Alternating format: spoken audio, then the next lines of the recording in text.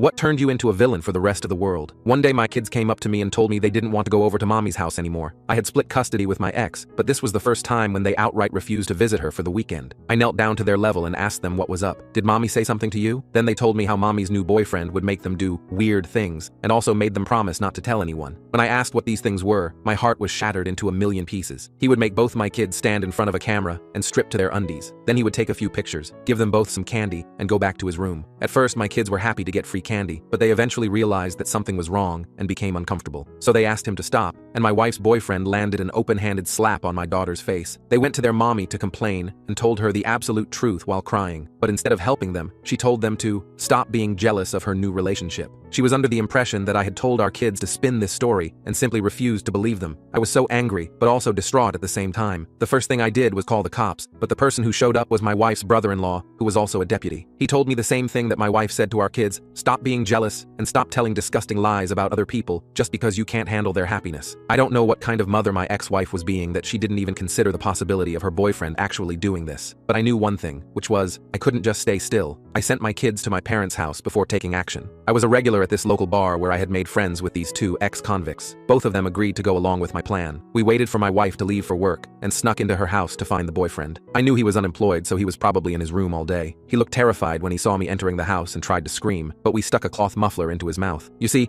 I was under the impression that he was using those photos he took to get himself off like a sicko, so my plan was to simply find the photos, delete them forever, and threaten him enough so that he never does it again. But then the boyfriend confessed as to what he was actually doing. Turns out, he had a very long line of other sickos who wanted to buy these photographs and were paying him top dollar for them. He had about 6 copies of each photo ready to be shipped out in a couple days' time. The severity of the situation dawned on me, and I realized that if my kids didn't have enough courage to come to me, then I never could have stopped these photos from going out there. My eyes just saw red, and I lost control. I grinded the boyfriend's head in with the iron knuckles I had been wearing and didn't stop until my 2 friends dragged me off of him. I knew what I had done would land me in prison, which would mean my kids would go to my wife, and her next boyfriend could potentially do a similar thing to them. So I just started crying on the wooden floor. This is when one of my friends told the other to take me home and made a joke about how prison life suits him better anyway. I looked at him and for a brief moment forgot all of his past crimes and simply nodded my head with respect.